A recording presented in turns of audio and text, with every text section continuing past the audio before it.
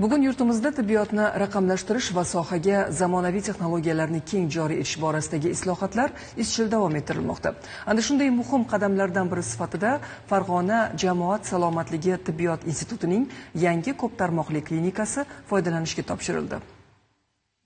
Yurtimiz tibbiyotini transformatsiya qilish jarayonida sohani raqobatbardosh kadrlar bilan ta'minlashga katta e'tibor qaratilmoqda. Quvonarlisi, Farg'ona jamoat salomatligi tibbiyot institutining bu boradagi o'rni tobora mustahkamlanib boryapti. Kuni kecha institutning yangi ko'p tarmoqli klinikasi foydalanishga topshirildi. Shu munosabat bilan o'tkazilgan tantanali tadbirda ta'kidlanganidek, prezidentimiz topshiriqlari ijrosi doirasida barpo etilgan ushbu muassasa sun'iy intellekt texnologiyalar bilan to'liq jihozlangan yurtimizdagi ilk kompleks Smart AI shifoxonalardan hisoblanadi. Bu yerda bemorlar murojaatidan davolanishgacha bo'lgan barcha bosqichlar to'liq raqamlashtirilgan. 2020-yil prezidentimizning qarorlari bilan institutimiz o'z mustaqilligi ega bo'ldi.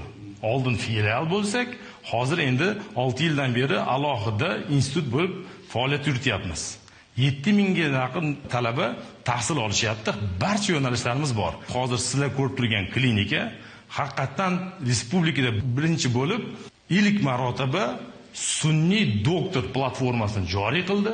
U orqali tashxis qo'yish jarayonlari ko'p bosqichli analitik model asosida amalga oshirilib, shifokorning klinik xulosasidan so'ng bemorning barcha laborator, instrumental va anamnestik ma'lumotlari sun'iy intellekt tizimiga uzatiladi. Mazkur platforma 5 ta mustaqil AI shifokor modulidan iborat bo'lib, har biri turli algoritmik yondashuvlar asosida tahlil olib boradi. Natijada diagnostik xatoliklar kamayib, klinik qaror qabul qilish sifati oshadi va individual davolash modeli joriy etiladi. Bemorlarni monitoring qilish, ularni davolash rejalarini tartiblash aynan mana shu AI doktor hamda bizning integral monitoring dasturimiz orqali amalga oshirilsa, juda ham ko'plab yaxshi natijalarga erishgan bo'lamiz. Yana bir muhim jihat, Smart klinikaning jonlantirish va jarrohlik bloklari eng so'nggi rusumdagi zamonaviy tibbiy asbob uskunalar bilan jihozlangan. Qolaversa, klinikada hamshiralar bilan bog'lanish uchun elektron chaqiruv Nurse Call System panellari o'rnatilgan. Eng muhim yangiliklardan yana biri tibbiyot xodimlarining bino ichida buyurtmalarni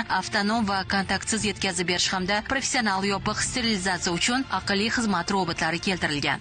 Bular ikki xil turda.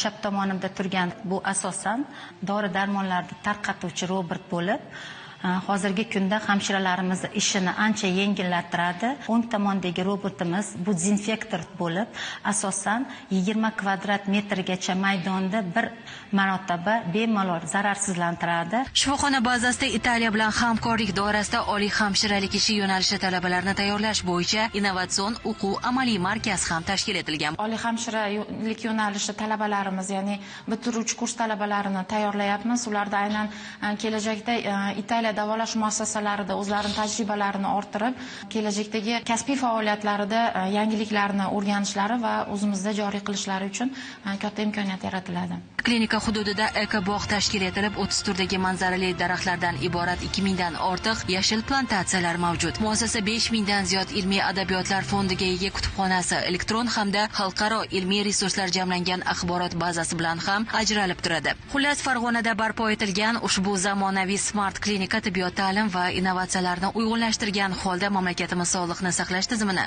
yangi bosqichga olib chiqishga xizmat qiladi. Sohiba Akromova, Abdulloh Sultonxo'jayev, Zamon informatsion tahliliy dasturi uchun.